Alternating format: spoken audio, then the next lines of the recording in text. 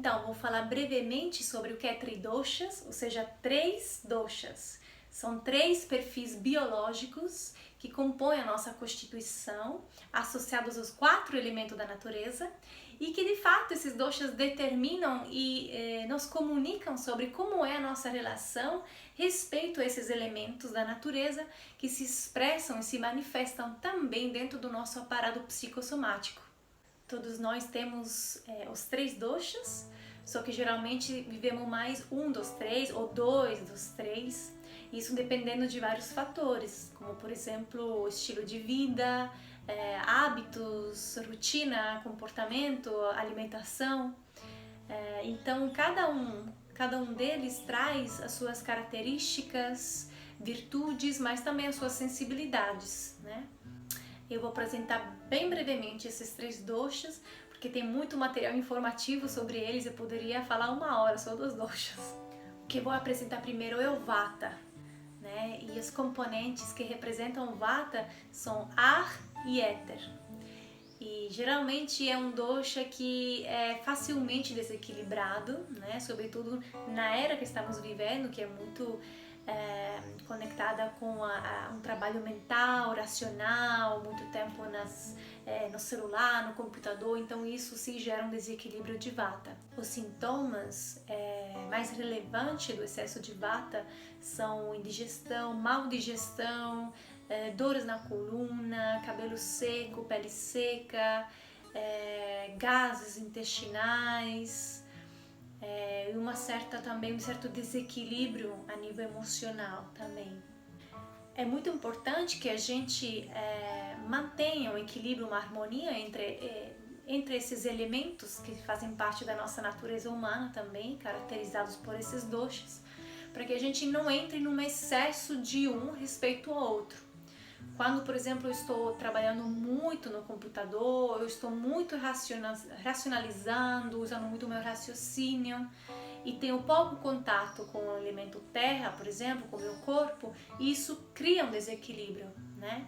Então isso gera algum desconforto, alguma desconexão, né, no meu corpo, a nível físico, emocional e mental também. Pessoas que têm, por exemplo, excesso de Vata, né, normalmente são pessoas muito sensíveis, muito intuitivas, receptivas, muito conectadas com o astral, né? Então trabalham muito nesse lugar do sexto e do sétimo chakra. Então, geralmente, para poder compensar, né, essas características, para poder dar uma estrutura a isso, né, o Vata precisa de radicamento, se enraizar.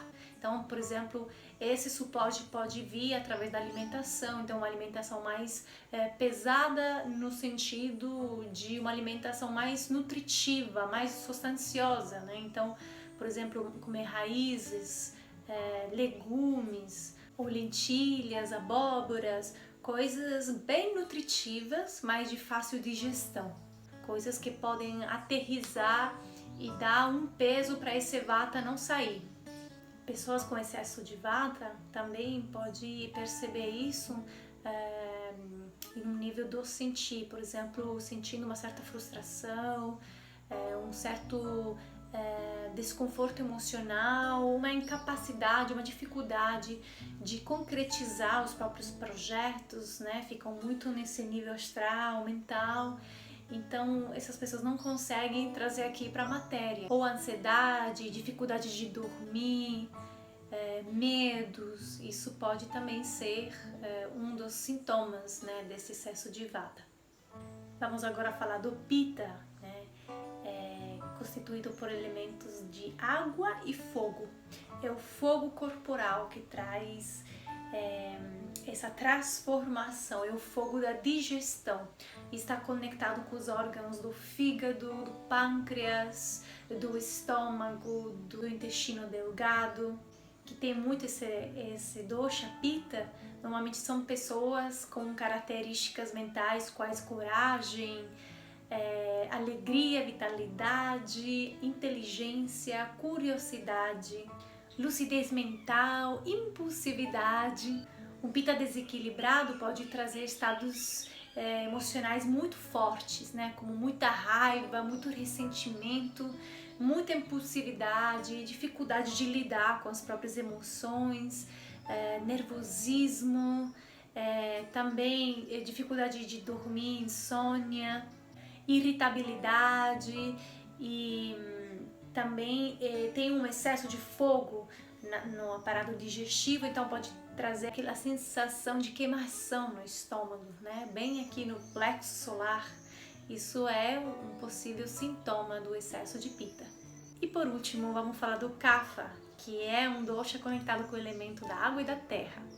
No corpo está conectado aqui na garganta e nos brônquios. Normalmente as pessoas Kapha são pessoas que trazem muito esse sentido de união, de estabilidade. São pessoas com uma energia mais lenta, que tem realmente um metabolismo mais lento, né? Mas que trazem como virtudes uma grande conexão com o coração, né? Então, mais facilidade de entrar em empatia, de sentir compaixão e de transmitir amor incondicional. Um excesso de Kapha pode trazer, né, como resposta, talvez uma diminuição de vitalidade, de energia, de motivação para a pessoa realmente levantar da cama, né? Então pode ter também, pode trazer uma depressão, uma leve depressão. Então é muito importante que esse Kapha também se conecte com o próprio fogo interior para trazer essa vitalidade e essa força da vida, né, que move, que mexe as energias. Então, contrariamente ao Vata, o Kapha ele precisa de maior leveza, né? Porque inclusive fisicamente ele tem uma estrutura diferente do Vata, uma estrutura mais grande, né? Estrutura óssea maior. Então ele precisa, por exemplo, de uma alimentação mais leve, de comer mais verduras cruas, comidas mais leves, né? Especiarias, temperos que possam reativar, reestimular o seu fogo interior, para que o seu metabolismo possa funcionar de uma forma mais rápida também.